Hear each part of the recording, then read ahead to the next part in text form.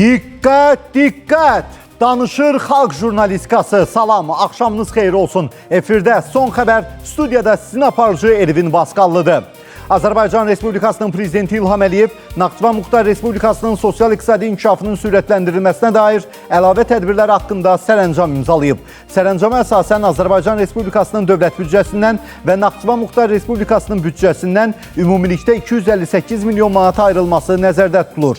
Ordubad rayonunun Tivi kəndində Gilança üzərində ümumi gücü 15,6 megawatt olan Tivi su elektrik stansiyasında tikinti quraşdırma işlərinin davam etdirilməsi üçün Azərenerji Açıq Səhmdar Cəmiyyətinə 66 milyon manat, ümumilikdə 156.300 nəfər əhalinin yaşadığı 26 yaşayış məntəqəsini birləşdirən, ümumi uzunluğu 420 kilometr olan 2 kəndlər arası 5 şəhər və 10 kəndin ərazisindəki avtomobil yollarının əsaslı təmiri üçün Naxçıvan Muxtar Respublikasının Nazirlər Kabinetinə 70 milyon manat, Naxçıvan Dövlət Universitetində tələbələr üçün 1000 yerlik yataqxana kompleksinin tikintisi məqsədi ilə Elm və Təhsil Nazirliyinə 25 milyon manat, Naxçıvan, Şərur, Culfa, Ordubad və Şahbuz şəhərlərində ümumilikdə 2164 mənzilli 92 yaşayış binasının tam, Naxçıvan, Culfa və Şərur şəhərlərində cəmi 3087 mənzilli 70 yaşayış binasının isə yalnız fasad hissəsinin əsaslı təmiri üçün müvafiq şəhər, rayon icra hakimiyyətlərinə 15 milyon manat,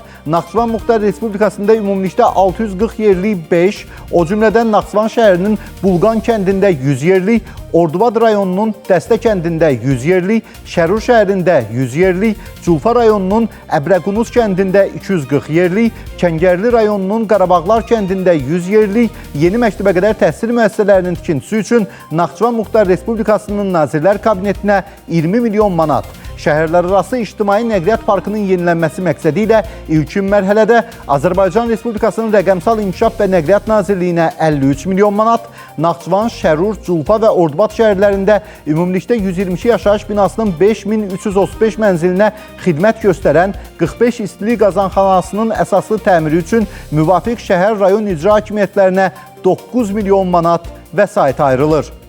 Dövlət başçısı İlham Əliyev Zaur Rəşidoğlu Əhmədovun Azərbaycan Respublikasının İsveç Krallığında, eyni zamanda Danimarka Krallığında, Finlandiya Respublikasında və Norveç Krallığında fövqəladə və səlahiyyətli səfiri vəzifəsindən geri çağırılması, Elnur İxtiyar oğlu Sultanovun Azərbaycan Respublikasının Latviya Respublikasında fövqəladə və səlahiyyətli səfiri vəzifəsindən geri çağırılması və İsveç Krallığında fövqəladə və səlahiyyətli səfiri təyin edilməsi, Nərminə Elsevər qızı Mustafayevanın Azərbaycan Respublikasının Latviya Respublikasında fövqəladə və səlahiyyətli səfiri təyin edilməsi haqqında sərəncamlar imzalayıb. Son günlər məlahətli səsi ilə məşhurlaşan Balaca Bala Fatimə Leyla Əliyevanın Azərbaycan şeirinə mahnı oxuyub. Leyla Əliyeva Fatimənin klipini paylaşıb və bu nəcib addım sosial mediada böyük alqışla qarşılanıb. Bir ocaq başında qızını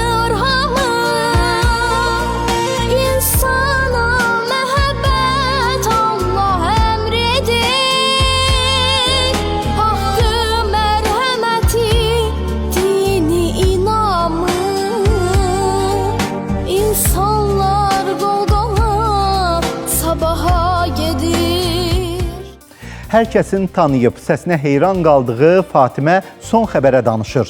Gəlin Fatiməni daha yaxından tanıyaq. İndi sizə elə bir gözəl xəbər, elə bir gözəl bala təqdim edirəm ki, son zamanlar hamı ondan danışır. Fatimə bala. Leyla xanım Əliyevanın paylaşdığı Fatimə. Fatimə necəsən? Yaxşıyam, çox sağ olun. Təsadüfən oldu, çox gözəl. Eşq olsun. Adımı eşitdim, ayaq saxladım, dedim, Fatimə. Fatimə, məni izləyirsən? Bəli, siz məni paylaşmışsınız. Bəli, paylaşmışdım. Bir dənə oxu zəhmət olmasa. Ömür boyu gözümdə kam, qəlbimdə arzu kam. Bu həsrəti daşıyıram, sənsiz daşıyıram. Mən bir təhər yaşayıram, sənsiz yaşayıram. təkcə səndən nigaranam, səndən nigaranam. Kemalettin Heydərov bəstəsidir də bu? Bəli. Aha. Bir də Leyla xanımın sözlərinə mahnı oxumusan. Bəli. Düz baş, aha, düz Bəli, xatırladım. Əla, eşq olsun və səni paylaşmışdı. Bəli. Aha, mən deyirəm axı bu gözəl Fatimə xanımı insanlar hardan tanıyır?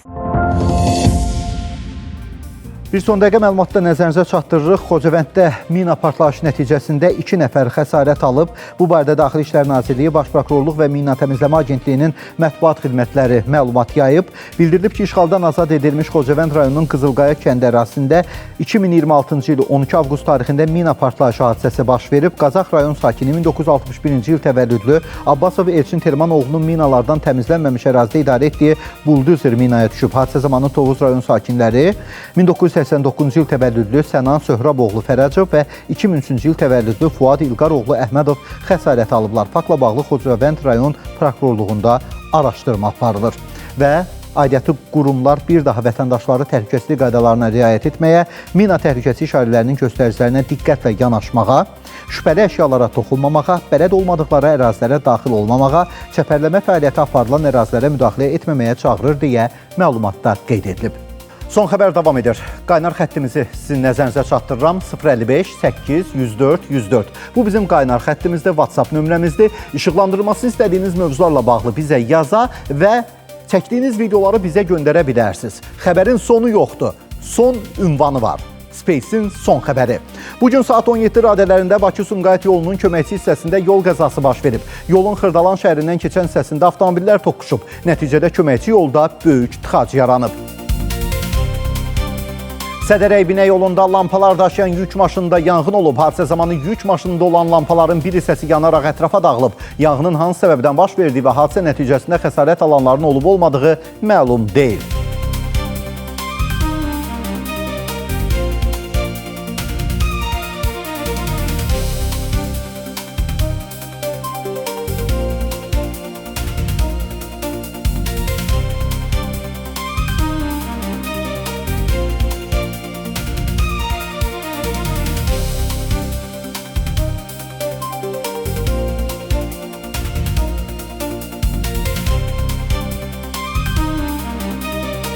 Ağdaş heyvan satışı bazarı yenidən fəaliyyətə başlayıb. Bu barədə Azərbaycan Qida Təhlükəsizliyi Agentliyi məlumat yayıb. Qurumun qiymətləndirməsindən sonra bazar müasir baytarlıq, sanitariya və biotəhlükəsizlik tələblərinə uyğun yenidən təşkil olunub. Qeyd edək ki, bundan əvvəl Bərdə, Göygöl, Salyan, Göyçay, Şamaxı, İmişli, Ağcabədi, Beyləqan, Biləsuvar, Kürdəmir, Abşeron, Masallı, Ağsu, Sabirabad, Xaçmaz rayonlarında və Bakının Binə qəsəbəsində yerləşən heyvan bazarları fəaliyyətə başlayıblar. Xatırladaq ki, Ağdaş heyvan satışı bazarı 2024-cü ildə bağlanmışdı. Qida Təhlükəsizliyi Agentliyinin tapşırığına əsasən Ağdaş rayon mal bazarında yenidən qurma eləmişik. 17 yaşlı oğlan mafiya oyunu zamanı döyülüb, çənəsi sınıb. Zərər çəkənin yaxınlarının sözlərinə görə hadisə Saray İmtahanı həyətində baş verib. İddia olunur ki, Zirəddin məhəllə uşaqları ilə birlikdə mafiya oyunu oynayarkən aralarında sözlü mübahisə yaranıb. Daha sonra Zirəddin evə gedərkən İbrahim adlı şəxsin ona arxadan hücum edərək döydüyü bildirilir. Nəticədə yeniyetmənin çənəsi sınıb, qol və bədən nahiyələrinə 5 barmaqla xəsarətlər yetirildiyi iddia olunur. Hadisədən sonra Zirəddin Sumqayıt Uşaq Travmatologiya Xəstəxanasına yerləşdirilib. Yaxınlarının sözlərinə görə burada onun çənəsinə tikiş qoyulmasına cəhd edilib. Daha sonra isə Bakıya aparılması tövsiyə olunub. Hazırda yeniyetmənin çənəsindən əməliyyat olunacağı bildirilir. Yaxınlarının məlumatına görə hadisəni törətdiyi iddia olunan İbrahim polis tərəfindən axtarılır. Sosial şəbəkələrdə tum hazırlaması ilə bağlı yayılan görüntülər ciddi narazılığa səbəb olub. Kadrlarda tumun qurudulduğu, daha sonra isə qarışdırıldığı görünür. Lakin diqqət çəkən məqam tumu hazırlayan şəxsin məhsulu ayaqla qarışdırmasıdır. Bu hal qida məhsullarının hazırlanması zamanı gigiyena qaydalarına ciddi əməl olunmadığı ilə bağlı suallar yaradır. Görüntülərin harada çəkildiyi və məhsulun hansı müəssisəyə aid olduğu hələlik məlum deyil. Lənkəranda açıq sahədə yanğın olub. Yanğın rayonunun Separadi kəndi ərazisində baş verib. Hadisə yerinə Fövqəladə Hallar Nazirliyinin Lənkəran yanğından mühafizə hissəsinin texnikası və canlı qüvvəsi cəlb olunub. Yanğının söndürülməsi və ətraf ərazilərə yayılmasının qarşısının alınması istiqamətində tədbirlər görülüb. Yanğının hansı səbəbdən baş verdiyi araşdırılır.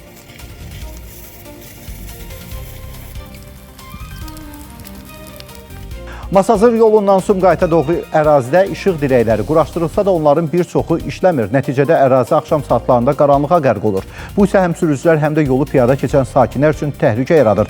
Qaynar xəttimizə göndərilən videonu izləməmişdən öncə bildirim ki, mən də bu yolla nə vaxt ki hərəkət edirəm, adama vahimə gəlir. Təsəvvür edin, Sumqayıtdan Bakıya doğru istiqamətdə İşıq dirəkləri var, amma yanmır. Niyə yanmır? Axı o işıq dirəklərinin quraşdırılması özü bir vəsait tələb edib və ölkənin ən böyük, ən gedişli-gəlişli yollarından biridir. Bir də görürsünüz ki, günorta vaxtı haradasa yaddan çıxıb lampalar yanır. Amma axşam vaxtı bu böyüklüyündə yolda, magistralda işıq yanmır. Şəxsən mən özüm də, belə deyək, bir sürücü kimi çox narahat olmuşam bu yoldan keçəndə və gəlin qaynar xəttimizə göndərilən videonu izləyək.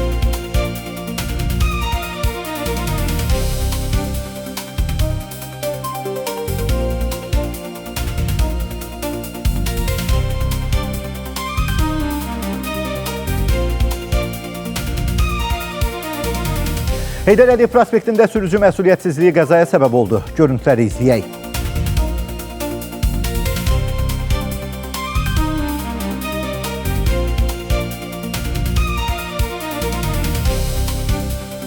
Paytaxtda sərnişin avtobusu dayanacağa çırpılıb.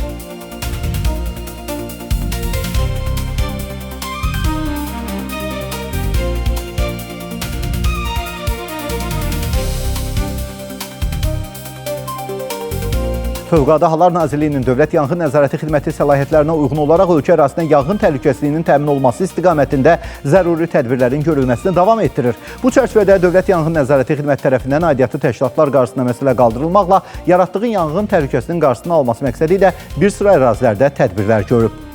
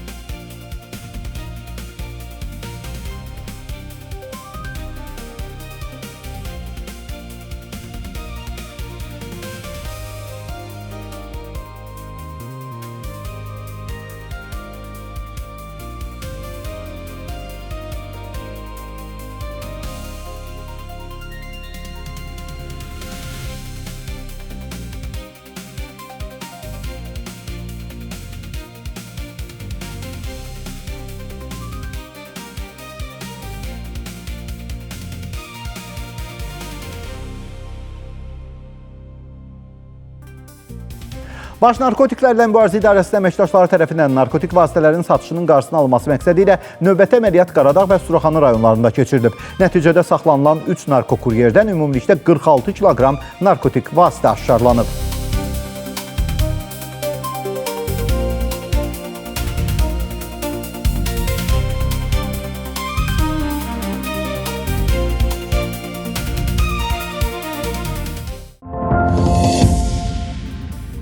Xarici xəbərlərlə davam edirik. İtaliyanın Milan şəhərində yerləşən Milan Linate hava limanında qeyri-adi qəza olub. Yerüstü xidmət şirkətinə məxsus avtomobil uçuş zolağında hərəkətdə olan şəxsi təyyarəyə çırpılıb. Hadisə təhlükəsizlik kameraları tərəfindən anban qeydə alınıb, təcili yardım və digər operativ xidmətlər cəlb olunub. Qəza nəticəsində ölən və ya yaralanan olmayıb. Toqquşmadan sonra hava limanında uçuşlar təxminən 30 dəqiqə müddətinə dayandırılıb. Türkiyədə F-16 qırıcısı qəzaya uğrayıb. Şükürlər olsun ki, pilot katapult edib və sağ qalıb. Uçak yandı uçak. Vallahi billahi yandı. Ay hem de 2 tane şurada da oldu. Doktor. Yola çıkarmış şuraya önümüzde. Bak sen. Ay tüylerim. Bak sen. Ana. Bak sen. Rumuniyada Qaradənizdə Neftun dip qaz yatağı yaxınlığında Rusiyaya məxsus 2 Gerbera dronu vurulub. Konstansadan təxminən 166 kilometr aralıda aşarlanan dronlar gəmilər və personal üçün təhlükə yaratmaması məqsədi ilə partladılıb. Argentina millisinin ulduzu Lionel Messi bir neçə gün öncə vəfat edən atası Jorge Messi ilə bağlı paylaşım edib. Messi fotonun üzərinə "Te amo pa", sevirəm səni ata sözlərini yazıb. Portuqaliya yığmasının ulduzu Cristiano Ronaldo da paylaşma şərh yazıb. Bu çətin günlərdə sənə və yaxınlarına sevgimi göndərirəm Leo. Sizə çoxlu güc arzuluyuram yazıb. Qeyd edək ki, Lionel Messi'nin atası Jorge Messi 68 yaşında vəfat edib. Hörmətli tamaşaçılar, son xəbəri məhz bu xəbərlə bu günlük yekunlaşdırırıq. 055-804-104 bu bizim qaynar xəttimizdir, WhatsApp nömrəmizdir. İşıqlandırması istədiyiniz mövzularla bağlı bizə yaza və o cümlədən çəkilişlər eləyib bizə göndərə bilərsiniz. Xəbərin sonu yoxdur, son ünvanı var, o da Space-də son xəbər. Xəbər ziyafətimiz bir də sabah 22:20-də davam edəcək. Görüşərik, vədimizə sadiq olaq.